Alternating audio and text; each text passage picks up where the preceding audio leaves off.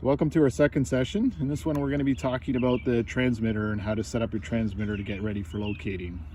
So when you have your transmitter and you take it out of your bag, and the first time you turn it on and look at it, what you're going to have is you have your power button here on the left hand side, you have a frequency button, you have a toggle button, and then you have arrow buttons which allow you to move through the menu items and select different things on the transmitter. Transmitter's a little bit more simple. You just basically are going to be turning it on once it's set up and you adjust your power and stuff. But in regards to getting it set up, you need to go into your menu and set up the transmitter so that it will operate properly for you. So we're going to turn it on, and as you notice, when it first came up, all the icons popped up so you know that it's working properly.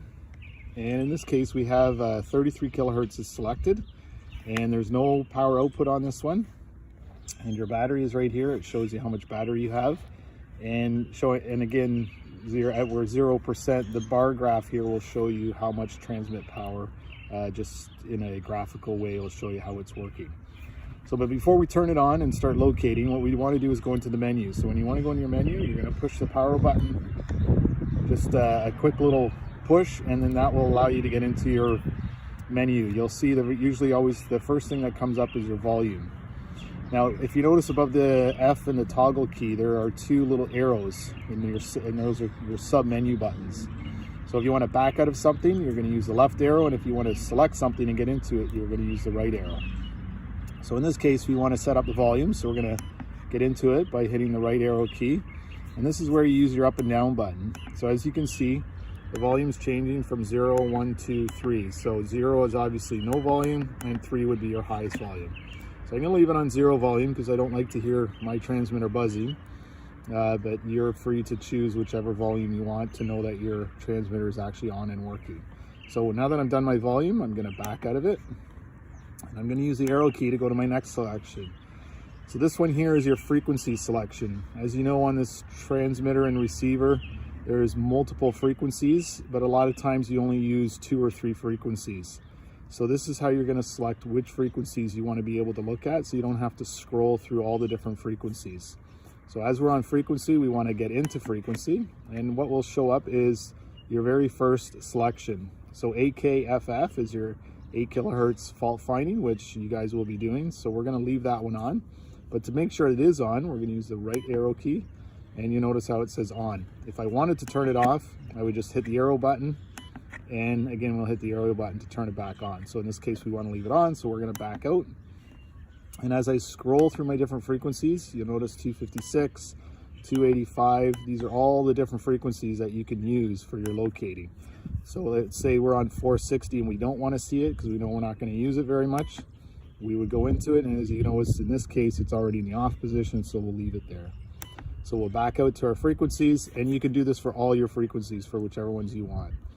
So let's back out into our menu. So once we're done our frequency, we'll back out. We have boost as well, which gives us more power, which we don't need to set up at this time. We can leave it.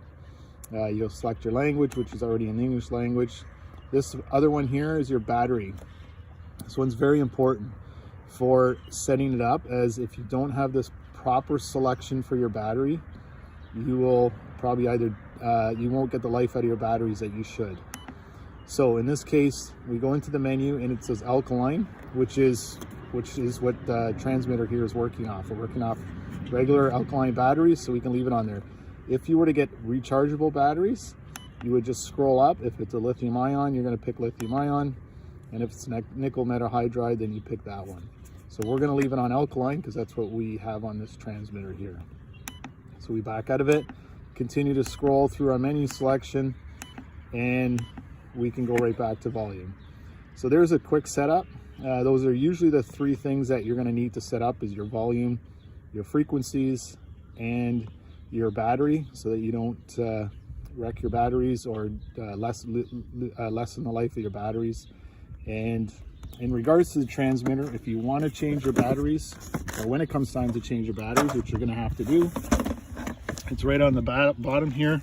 It's a very quick and simple change. You just turn the little tab here, pull the battery pack out, and as you can see, there's all your batteries. You swap all your batteries out, you'll close it back up, and lock it back up, and your batteries are changed.